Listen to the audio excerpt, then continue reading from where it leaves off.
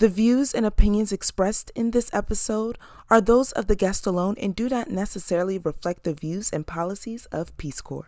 Welcome to Study Abroad Like a G, the podcast. My name is Justine, and I am the host and founder of Study Abroad Like a G, where G means global citizen. I believe it's extremely important to be a conscious traveler everywhere you go.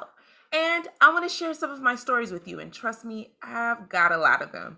I want to introduce you to some of my friends, also known as my global homies, and we will serve as your study abroad plugs for all your needs. We're going to let you know some of the things that we found out when applying, things that we wish we knew when applying, when we were studying abroad, and when we returned. Also, I want to teach you how to navigate through the study abroad networks and how to use it to your benefit in life. You ready for the adventure? Let's go.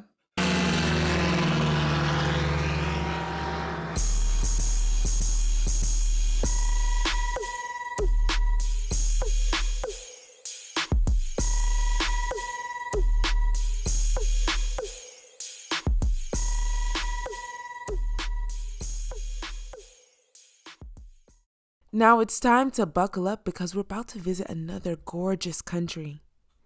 I'm going to give you a few hints. 1, they're the only country in the world named after a woman. 2, they have the world's only drive-in volcano. 3, they are known as the island of iguanas. Can you guess where we're going? You're right. We're going to Castries, St. Lucia. All right, now that we have landed in St. Lucia, before we go around to the beaches to get our tans and to have our drinks as we lay in the sun, we're going to jump into the topic for today. So today's topic, I wanted to talk about kind of debunking two myths. So the first myth is because you have a certain major or concentration in college that you can't study abroad. That's a lie. And that's a lie when it comes to undergrad and graduate studies. And I also want to encourage you to look outside of what your school offers, because a lot of times that's where the options and the opportunities are. The second myth is that studying abroad is just for when you're in undergrad and also graduate studies, which that's not true. There are tons of fellowships, there are tons of scholarships, volunteerships, research opportunities that you can partake in after undergrad and graduate studies. And our global homie for this episode is somebody who took those opportunities and did amazing things with them. So I'm going to go on and introduce our global homie for this episode. Kasey Ingram is a return Peace Corps volunteer who served in South Africa and St. Lucia. While in the Peace Corps, she focused on community health outreach and youth development. Kasey has also received her master's in social work from the University of Pittsburgh in 2015. Her interest in youth and community development has fostered her desire to travel the world and work within the social work profession. Outside of traveling, Kasey enjoys making homemade cards, and they are gorgeous, and going to the theater. You can keep up with Kasey's personal development and her journey through following her blog, The Ordinary Advocate. I want you all to meet my best friend since high school, an intelligent woman, a gorgeous woman. Again, my best friend, Kasey Ingram. Hi, everybody. I would like you all to meet my best friend, Hey. Kasey Ingram. She's absolutely amazing, gorgeous, talented, and I'm just so honored and happy that you decided to do this for me. No You've problem. always had my back, but go on and introduce yourself. Although read your bio, I want you to share with everybody what you do. So my name is Kasey. I've known Justine, I don't know, almost 15 years or so? I don't know. It's been a while. Yeah, so a lot of stories there. But I live in Richmond, Virginia right now. I'm a social worker, currently work with kids transitioning out of foster care. So that's me as right now, I guess. Yeah, so I wanted one reason I wanted to have you on the show is because it's super I think sometimes it's rare or I think it's starting to become more common to meet people who study abroad or who travel abroad and are social workers. I feel like those are one of the majors that don't get encouraged to study abroad. They're not encouraged to study abroad while in undergrad. Um, and I really wanted to shed light on that because I had friends in college that were social workers and they were like, oh, I can't do this because I have a practicum. Or Mhm. they were told by their department, like, oh, it's impossible, which is actually, it's not. And there's a lot of jobs you can do globally or you can take internationally that can go towards your curriculum. So you are here because you, to some people, you are an anomaly. It doesn't happen. Yeah. So, um, I guess the first question I want to ask is what encouraged you to go abroad and specifically to also do it after undergrad? Um, I've always wanted to travel abroad. Like I was one of those kids who tried to save their money in a little jar because they wanted to travel abroad. And I even bought like a little CD, back, had a little CD and a little book so I could learn Italian. I did that for a few months. So I've always wanted to travel abroad. It was something that I've always wanted to do. And I just felt like Peace Corps was the best opportunity at the time to do it. And I waited to after grad school because I wanted to just get my master's out the way before I went. So yeah. No, and so I think that's really important because um I have I've had friends that have they chose grad school as where they would study abroad, and I think it's very interesting that you went even past that. Like you're like, okay, I did undergrad, I did graduate. Now like watch out, like I'm going out into the world, cuz I think it is still so limiting when people offer themselves space to like when to study abroad and when to go abroad and things like that.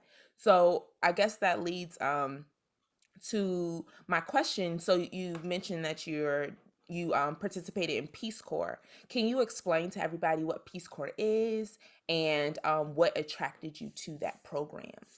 Okay. Yeah, Peace Corps is an organization that's been around since I believe like the 60s. I know John F. Kennedy kind of like got it started, I guess you could say. So it's a US based program that allows Americans to travel to different countries, to work in different areas within like education, health, community development, those kind of things. And it's more of a cultural exchange. I think that's one of Peace Corps', I guess, goals is exchanging cultures.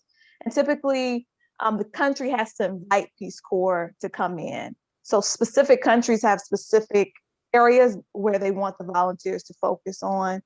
So they might say, hey, we want you all to come and we want you to focus on education because that's the area we need assistance with. So yeah, so Peace Corps has been around since the 60s, a long, long time. I kind of wanted to do it. Okay, long story short, I've always volunteered. Like ever since I was, I think 10 or 12, it was something I've always done. That's probably one reason why I was interested in social work anyway. So my mom actually mentioned to me, she was like, oh, I know you like to travel. You ever thought about Peace Corps? This is when I was like 16. I said, Peace Corps? What is that? She was like, oh, you get to travel and volunteer. I was like, huh, that sounds interesting. So we actually went to I guess it was like an open event kind of thing to recruit people.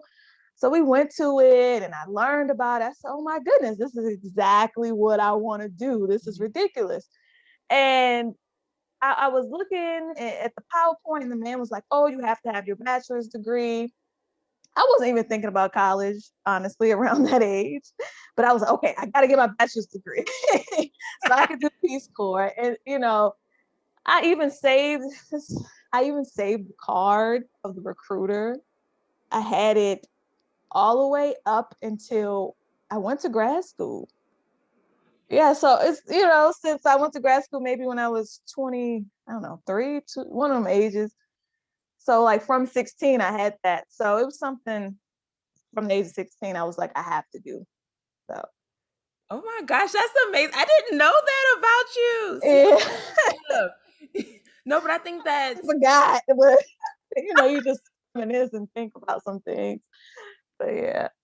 but no, I think that's definitely dedication and Mm. like a real like there was a drive for to go abroad. And I think sometimes people don't necessarily get they don't get that, or they lose their drive because they put a time limit on it. Yeah. Whereas technically there is no time limit on it. There may be certain fellowships or scholarships that may have an Mhm. age on it, but just because that one does doesn't mean this one doesn't.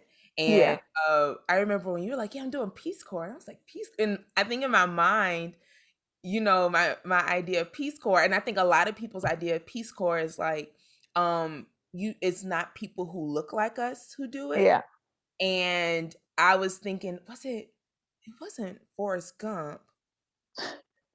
I can't remember what movie, but they were like, it's the Peace Corps. And I think it was like the 70s. So, Peace Corps is still Yeah. relatively new, but everybody in it was white. And so Yeah. it's just kind of like, oh, okay, like that's not for me. Get it off. But I think it's amazing that one, you could be a representative mainly of yourself, but Mhm. you represented, black women and black women from Richmond, Virginia. Um, and I think that's so amazing because a lot of people don't see that. And when they do think Mhm. America, they do a lot of times, if they do have a narrow mindset of what America is Mhm. like, it is a white perspective. Yeah.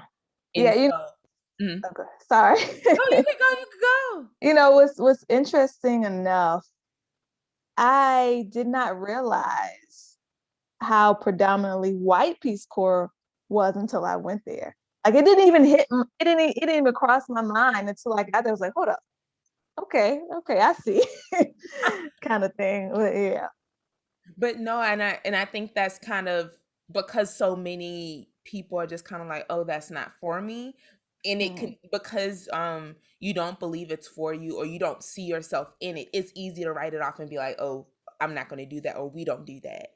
Yeah. And so when you did it, and your first stint was in South Africa, correct? Yeah.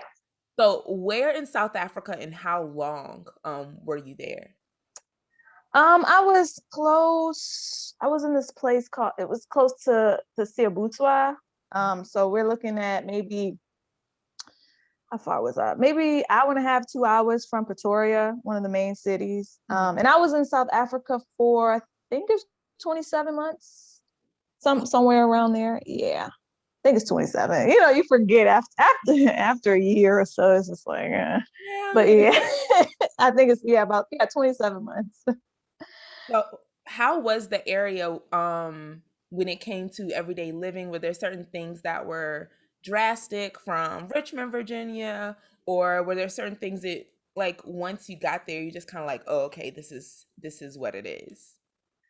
I would say so. When you first get there, you have to go through pre-service training. So the first 3 months is just a lot of training going on. So you stay with a host family, Mm. and the host family was in somewhat of a rural area, not too rural, but it was still rural.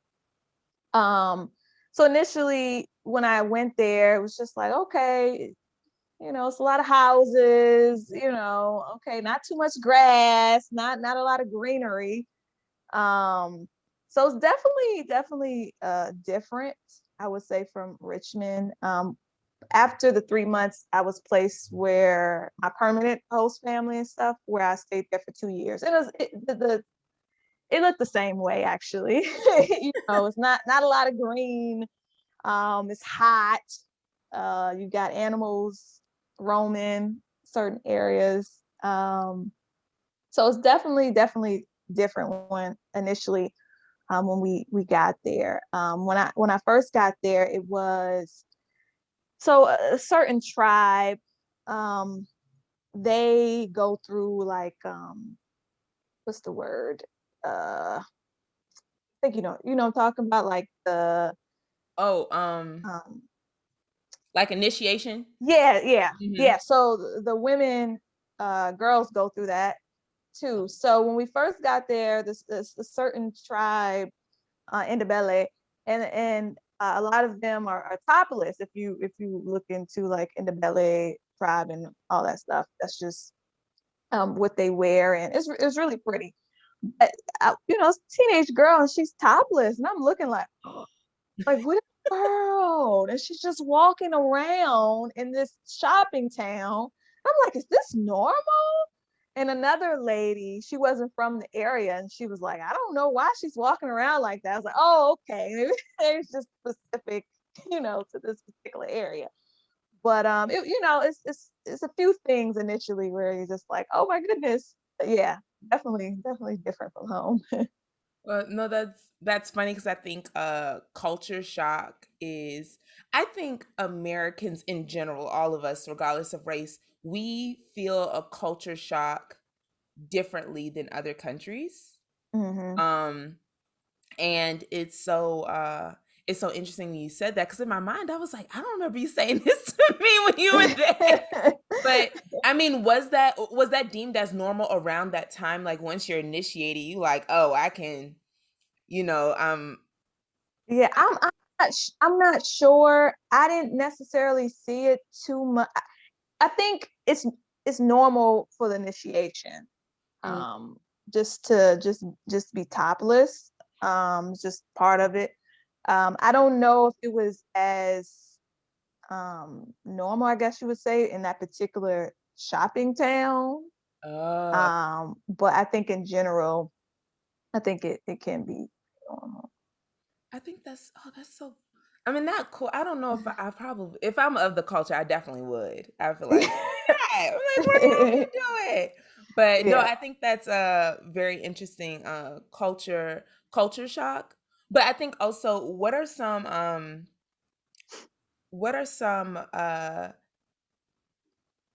guess negative stereotypes that you either had or that people said to you before going to South Africa, Uh, and how were you able to fight that um yeah. while there or when you arrived?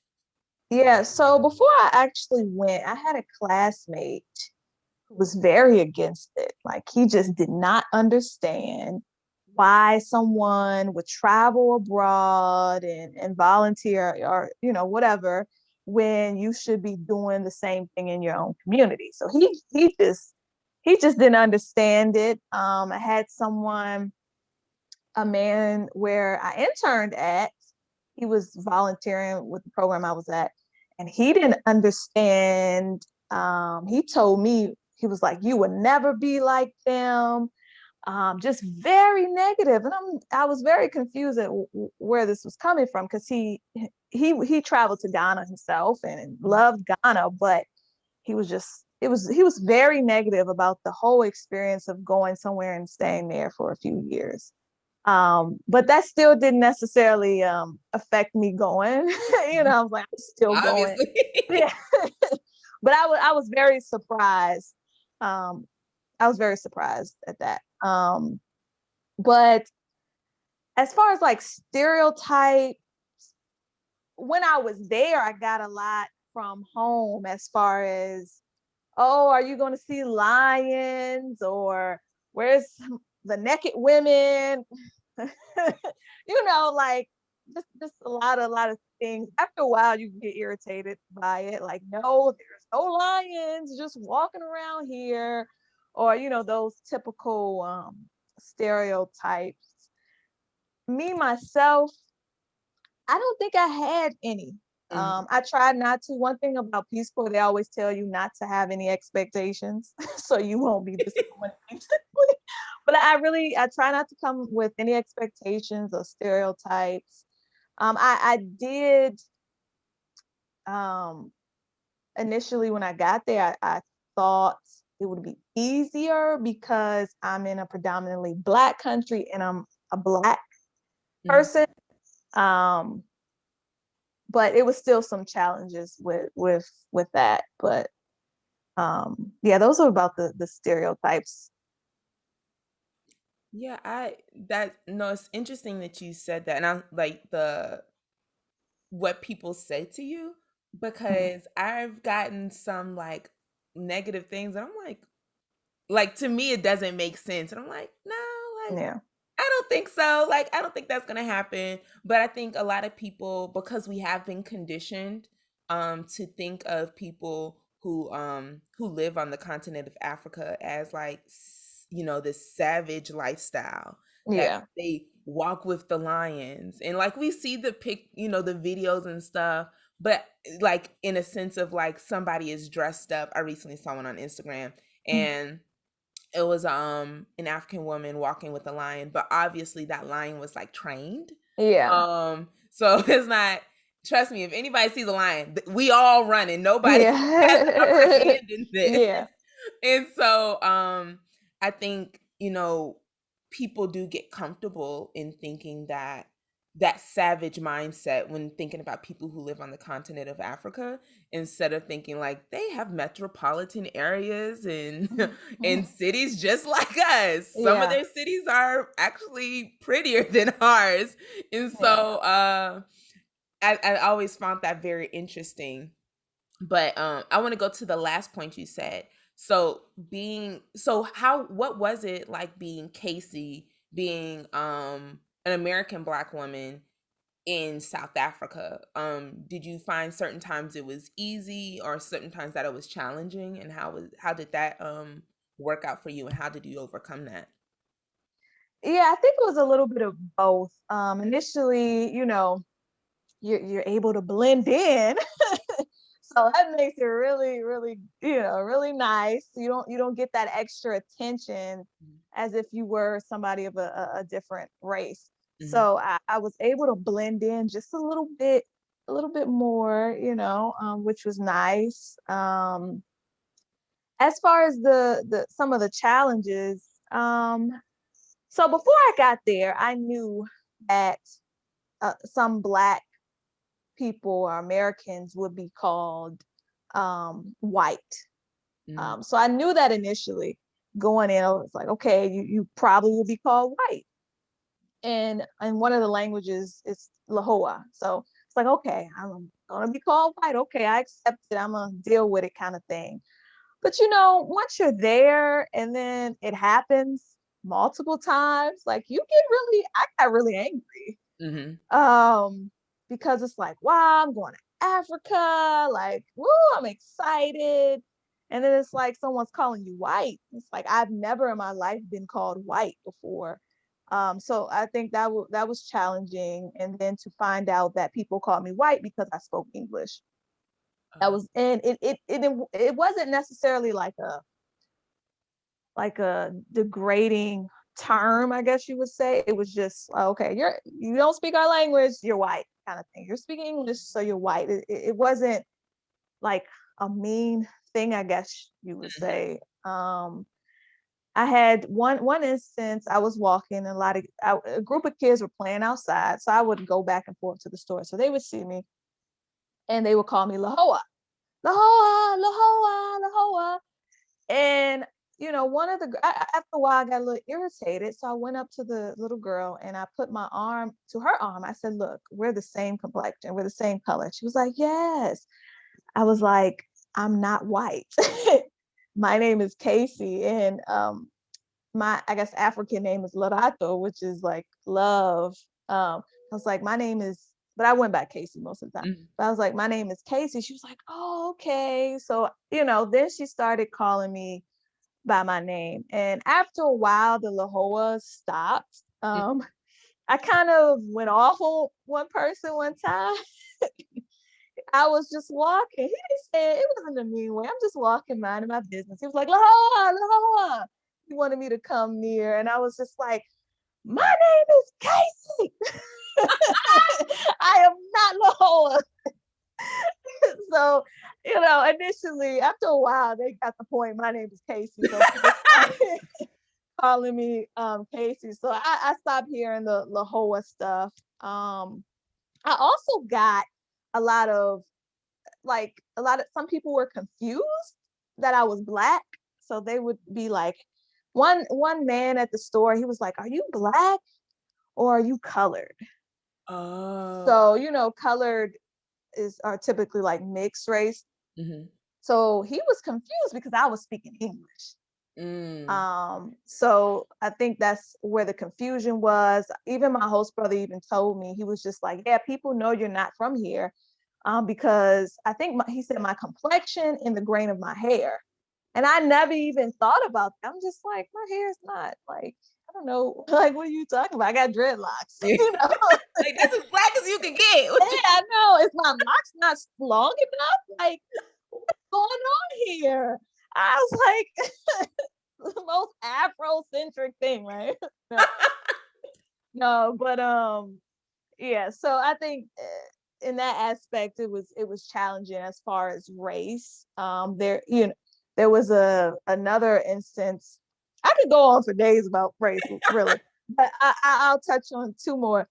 There was another instance where I was at a gathering, and this lady, um, she called me white, and she just didn't understand, like, I was Black and I was from America. But luckily, I had somebody I knew that was there to like explain it to her. Mm-hmm. So which was nice. But there was another last instance. I did a lot of work in the high school. So I worked a lot with the teenage girls, and just the young people just knew me.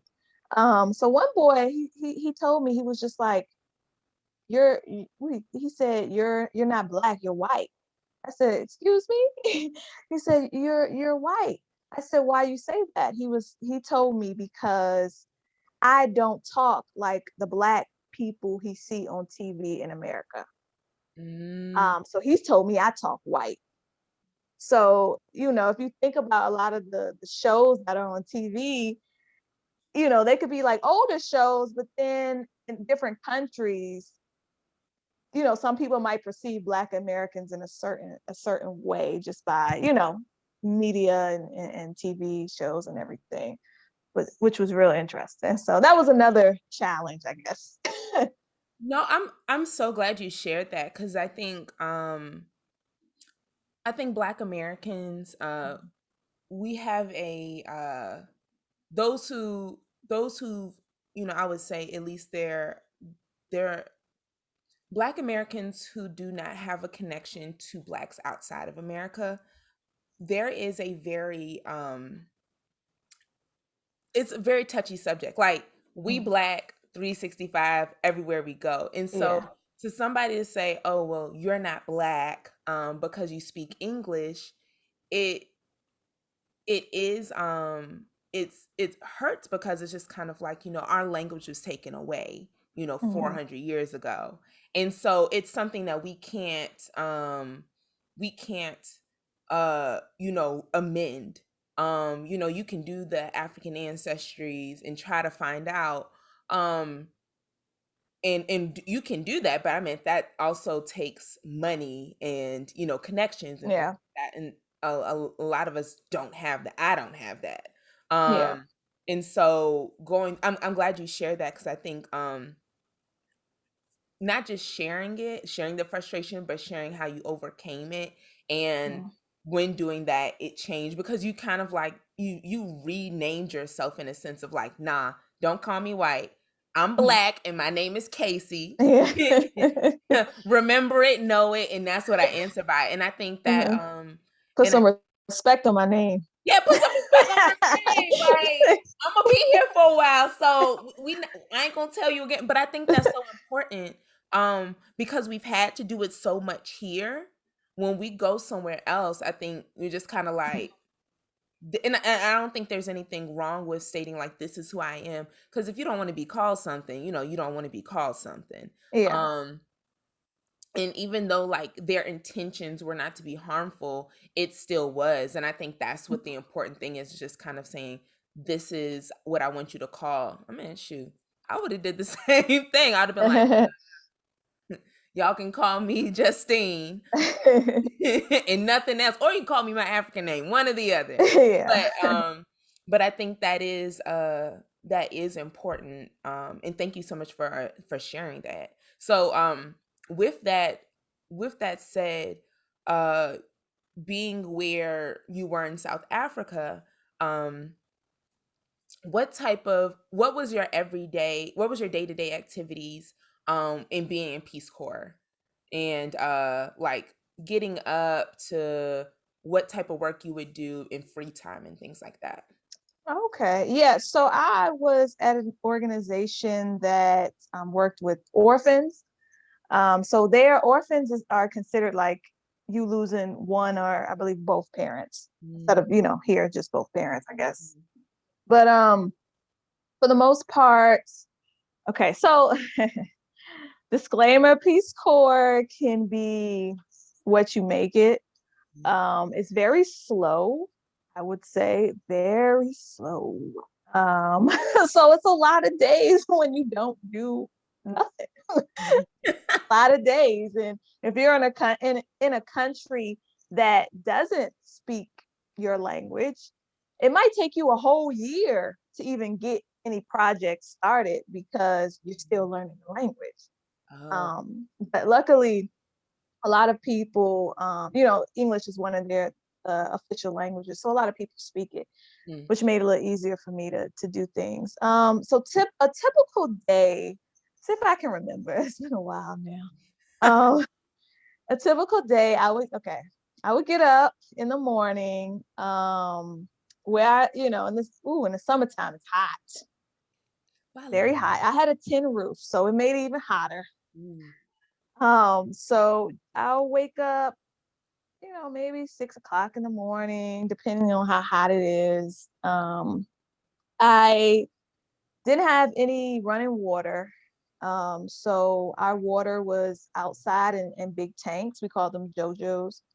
So I would go and get fill my bucket with water, and I would if I would heat my water up in the little kettle, and pour it in my bucket to bucket bathe. So I bucket bathe in my room. After that, I'll probably fix some breakfast, or if I want to work out, I'll work out. So I fixed breakfast. Like my power breakfast was um, eggs with sweet potatoes. Um, so I don't know if you've had it, Justine. It's not the sweet potatoes that we're used to in the U.S. It's the other kind that is like white. I don't know what they're like. What are they specifically called? But they're sweet potatoes, but they're white. I know you're talking about, yeah. Yeah. So I think they taste a lot better. But Everything tastes better somewhere else. Yeah. My opinion. But I would make that, and I would watch the old 90s TV show Charmed. That was my morning show. The little things are important, people. No, I would do that, and depending on the day, I usually started my day maybe at 11 o'clock. It just depending on the day. I might go to the organization where I was at. Typically, they would feed the kids there, so I would help out with that. The kids would come like after school and stuff, so I would help feed them. They made some really good food, and I used to take some home, which was good. So days that I wasn't there, I was typically at the high school. So I did a program that was for girls. It was a South African program that was like sexual health education. So I think I did that maybe twice a week. I worked with the 10th and 11th graders after school. So I would do that. I did maybe some like classes at the local church. If I wasn't doing that, I was planning for an event or something. I did like 2 community events So I would be planning for that or writing a grant for it. I just planning for the week. Um, I lived, I had another host family. Mhm. And I lived in one of their rooms, like it was separate from the house. So, but I was still on their property. So I lived there. And my host sister, at one point, she was teaching me the language. She was young then, so you know how little kids want to do school. Yeah. Oh, so she would teach me the language. She was a hard teacher at 8 years old. I was like, this is ridiculous. This is ridiculous. But sometimes she would knock on my door and want me to go outside and play with her and whatnot, or I would talk to her, kind of thing. Or just talk to people in the community. One thing that I was glad that I did, I built a lot of relationships there, I would say. Even after I left, the volunteer was like, the volunteer that replaced me was like, everybody knew you. Everybody always talk about you. So I think I spent a lot of time just talking to people. I would go to the computer shop and try to hustle them to give me some free printouts. So I built relations with them. One of the other guys was from Zimbabwe. He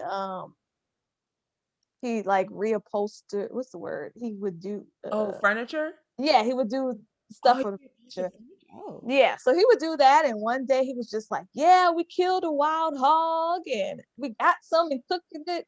Do you want any?" So I had some wild hog, you know. So yeah, just try to build relationships. Every day was different. It was hot.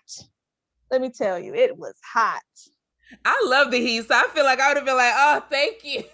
Oh, I don't know, because where I lived and where the organization I worked at, it wasn't like super, super close. It wasn't that far, but it was still a good 20-minute walk. Mm. But when it's when it's midsummer, like it's you gotta carry an umbrella. A lot of people carry an umbrella because it's Mm. hot. You just sweating all the time. But yeah, that's more so I would say a typical day. Then I would come home, cook, watch a show. One thing I realized a lot of people in South Africa did, maybe in the rural area, a lot of people didn't go out at night. Mm. Like after it's dark, most people are in the house, kind of thing. Some people probably will go out, maybe go to the tavern or whatever, but I stayed in the house. I didn't really go out and things like that. So by the time the sun set, I was in the house. But yeah, typical day. It's kind of boring I mean, sometimes. I guess I could see. I think certain non-Western countries move much slower. Just in Absolutely. general, Africa, I, Caribbean, you're in South yeah, America, they all move slower, which the American in you is like, come on, I got to get this done. yeah. Like even as a procrastinator, I'm like, but I learned to when in those spaces, I learned to like settle into it. And Hmm. you just kind of when you were like, yeah, sometimes my day starts at 11. I was like, that's when you settle into it. You're just like, it starts at 11, and I'll be Yeah. there at 11 to Like start. yeah, and you learn like an event. Like when I would plan an event, my supervisor, let's say we wanted to start it at 2 or something or 1. I'd be like, what time should I put on there on the flyer? She said 10, put 10, because people won't come till 1 or 2.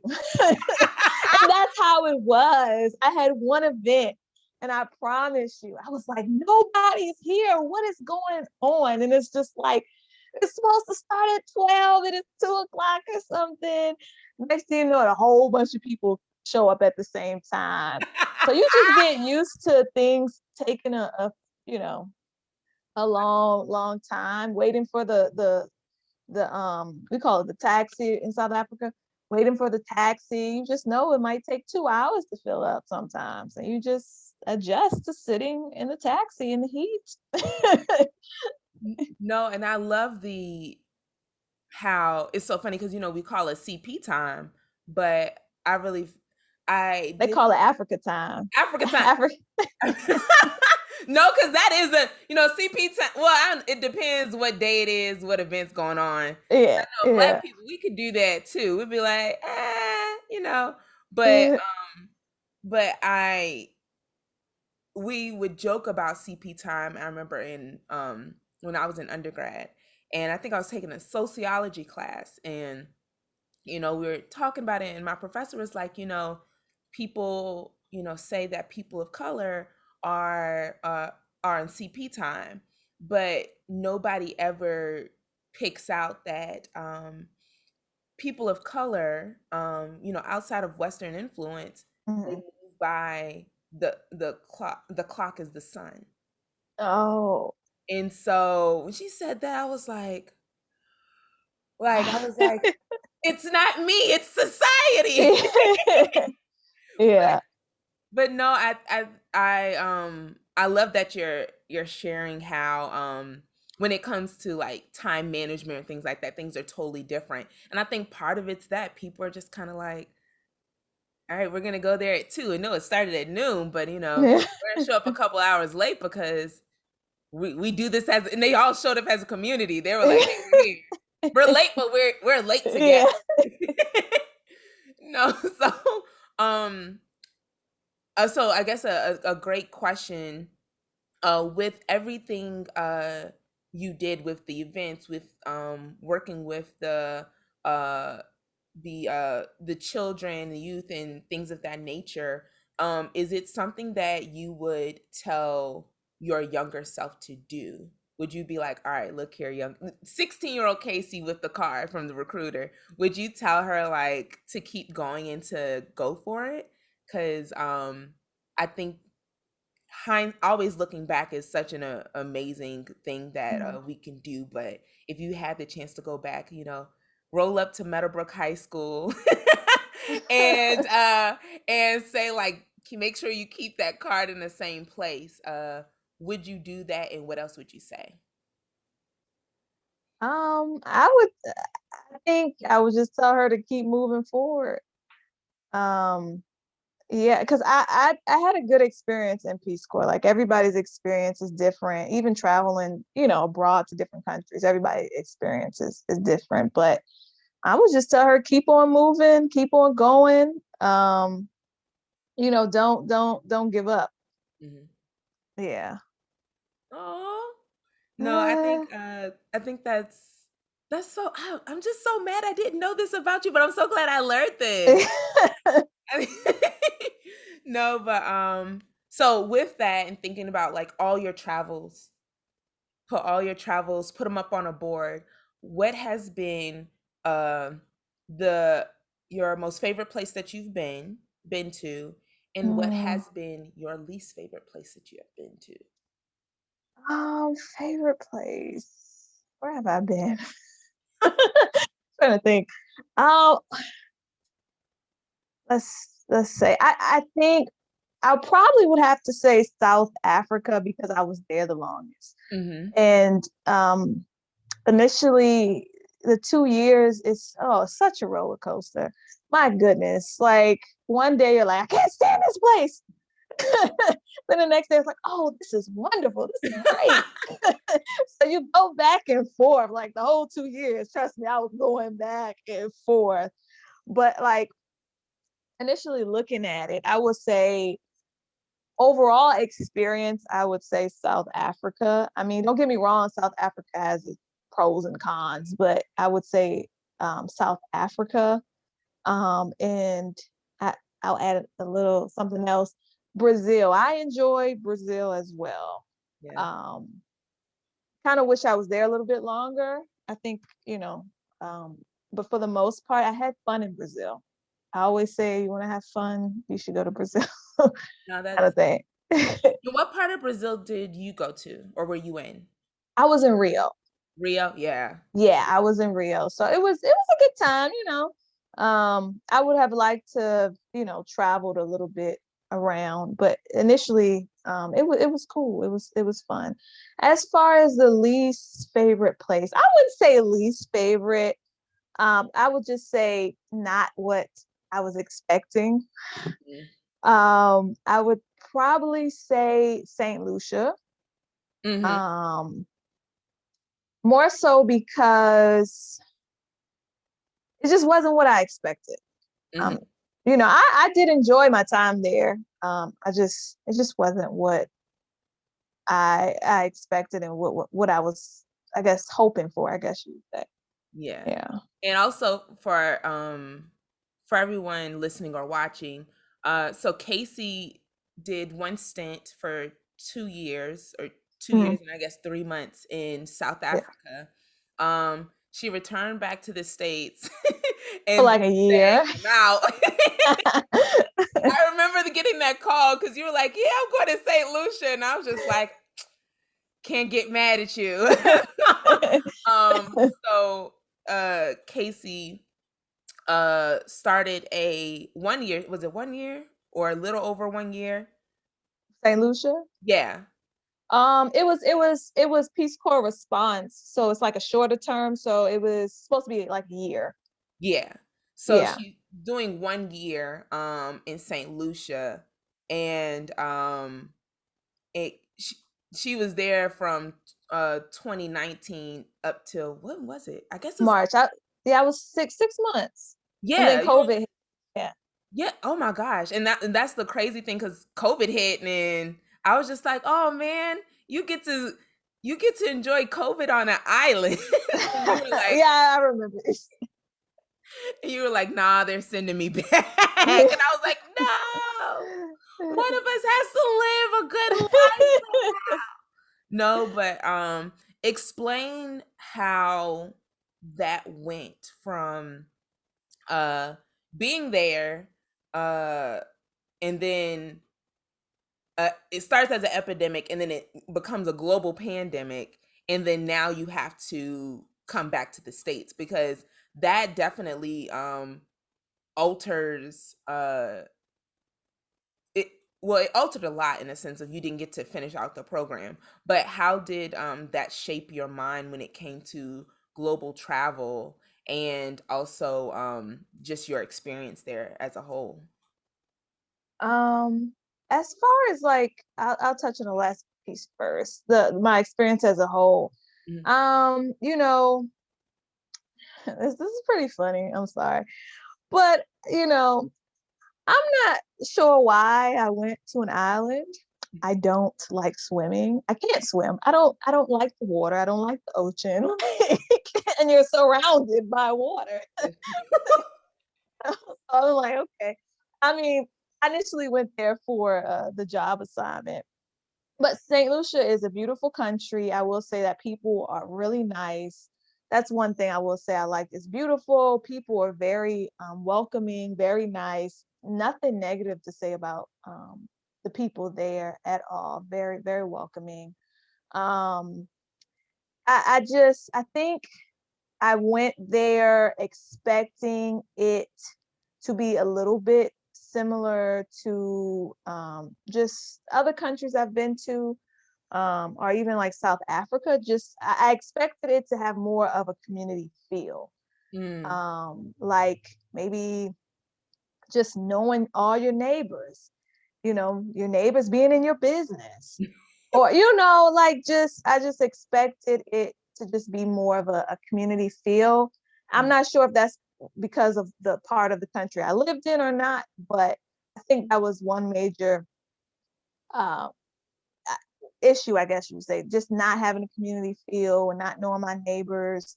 I think sometimes I guess they experience so much tourism. It's just kind of like, oh, okay. Oh, you're from there. Okay, cool. No, that's real.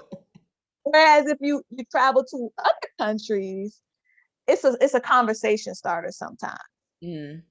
So which can help to build relationships, it can help to build connections and things like that. So um, more so the community feel wasn't there. Other than that, I will have to say I wish St. Lucian food was a little bit better. I will say that there are some dishes that are really good, but I just wish, you go and travel, you want the food to just be, The food you is know. important. Um, but I will say that other than that, I mean, it's a beautiful country. My experience was pretty good. It wasn't a bad experience. It was a good experience. If I was there longer, like I was things, like we mentioned, other countries take a little bit longer. No. So by the 6-month mark, I was just about to get stuff started, and then COVID hit. And I think at this point, I think in the US, it was getting more attention and things. Mm-hmm. Whereas in St. Lucia, I don't think too many people were talking about it that much. Like, only reason I heard much about it was just, looking at the news or family members telling me. But initially, it just wasn't really talked about. But I would say Peace Corps, once it started increasing, Peace Corps sent out a letter or an article or something saying that they're withdrawing all of their volunteers. It's like maybe 7,000 volunteers from all the countries coming home at the same time. So it was a lot of chaos. Just a lot going on, because when you're there, you have to close out your bank account. You gotta close out this. You gotta do this. You gotta do that, and they only give you a few days to really do all that stuff. But as far as like traveling, this is when people didn't wear masks, I believe. Yeah, and it was right before they kind of cut um, the flights and things like that. So it was like a lot of people at the airports, and I had masks, gloves, but I didn't wear it because nobody really knew Yeah, how. if you don't know, you don't. It's just Yeah, no. I remember that because I remember you were like, "Yeah, they're sending me back," and I was like, "Why?" I was like, "It's more dangerous for you to come back than to just yeah, stay." And yeah. I think I looked on a map. There's it was either WHO or the CDC. I think it was WHO, World Health Organization, for those who don't Mhm, know what WHO stands for. But they had a map, and like each country, you could see how many cases they had. And I mhm. think at the time when I looked at it, St. Lucia had like 10 cases. And this was like into the summertime. So it had been a good chunk of months. And Yeah, I was like, she would have been better off staying there than coming back. Like I was just so upset yeah, for you. I don't know why. But I don't yeah, know yeah. why. Yeah, But I think a lot of people felt that way. Like, why are you mhm. coming back into that? And when I came home, I had to quarantine for 2 weeks. Yeah. So did you quarantine in so when they when you flew back into the States, did you fly back into Richmond or into DC? Because I know some people flew into DC and then they had to quarantine there and then go home. No, I think I flew to DC, then I flew from DC to Richmond, I believe. Okay. Yeah, I think that's how it went. And then I just quarantined. But luckily, Peace Corps did look out. Like, they did cover the cost of quarantine. If you had to quarantine like in a hotel or somewhere else, they did pay for that, which was good. So No, I think that's amazing because some people did not get that. yeah. I want to say I think Fulbright Mhm. covered the cost as well. Our so we have another friend and she's gonna be I want to say Wad is going to she talks about her experience and she quarantined in DC. Oh, okay. No, she's from Richmond too, so Yeah. it was very interesting her sharing her story. And I thought that was just absolutely like both of your stories were wild to me because I was just like and maybe because I'm just here in Northwest Arkansas not doing anything. I was just like, oh my god. But no, thank you for sharing your story of how you know basically had to expedite your leaving out of Yeah. back to the States. So I guess now it is time to go into it's story time. So it is time for that time and this is the time within the podcast that we we or you will share a story. It could be funny, it can be sad, it could be Mm. whatever. It could be a lesson learned. But share a story of that time I or that time you. It will be you saying that but just go on and Give a little story for everyone to hear. Okay, I have a little story. It's kind of unfortunate as far as my stomach go.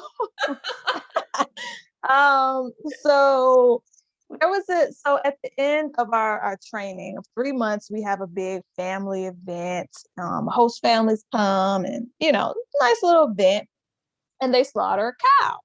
So woo, they slaughter a cow and whatnot. So maybe the next day, you know, after the fun celebration, it could have been the same day. I can't remember. I'm asleep. I wake up. I said, "Ooh, what's going on? Why my stomach feeling like this?" And my host family's house, like you only could do number one in the toilet in the house. Other than that, you had to use the pit latrine. So I was like, "Oh my gosh!" And the pit latrine was kind of far. I said, "Oh my goodness, what's going on?" I had to run through that house, try to get the door unlocked, run all the way across the field to the pit latrine where you got to watch out for snakes and stuff.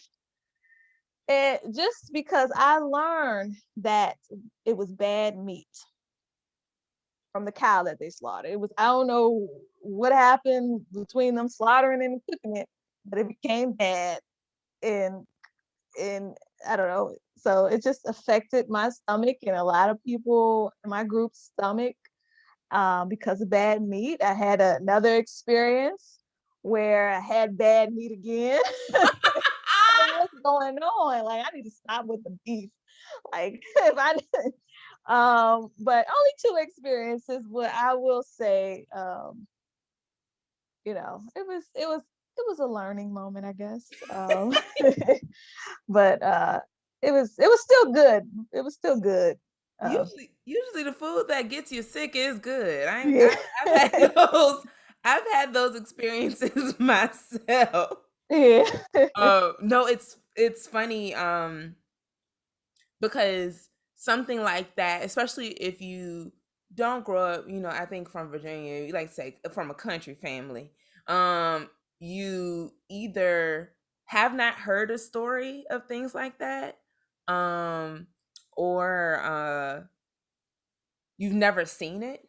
hmm And so when you do partake in like events and things like that, whether you're there to join in or you're observing, it's kind of like, oh, like wasn't expecting that. But now, oh my gosh, that's the most dra- dramatic and traumatic run to the bathroom those have been in my life. You don't know what's gonna happen from running to the house to the toilet. And you're You just like, hoping and praying. some of the most consistent prayers in my life have been during those times. You're like, oh Lord, let me make it. But no, thank you for sharing your that time because I think a lot of people do get those they'll have those experiences and they let those experiences turn them away. Yeah. Um, Whereas I think it's more of an initiation into the culture. Like it's just kind of like, all right, let this be the one or one of the 5 or 10 times my stomach is messed up my entire time here. But usually it makes your stomach like stronger because Oh even yeah. after those experiences, I go somewhere else and I'm like, this is nothing. Like my stomach is worse. And it's just kind of like your body like has built up this immune system Yeah. to food. But but no, thank you so much Mhm. for sharing that. So now we have reached the end of the podcast or of this episode. I thank you all for tuning in, for listening, for watching. Thank you so much, Kasey, for carving time out of your day to spend with me and to share your experience. I really hope that somebody out there listens to this and they're able to save this or download this episode and they're like, I'm gonna do Peace Corps. Like they do the same thing as you, but in a digital way. But thank you so much. And can you go on before everybody gets off? Can you go on and can you share some of the ways that people can keep in contact with you?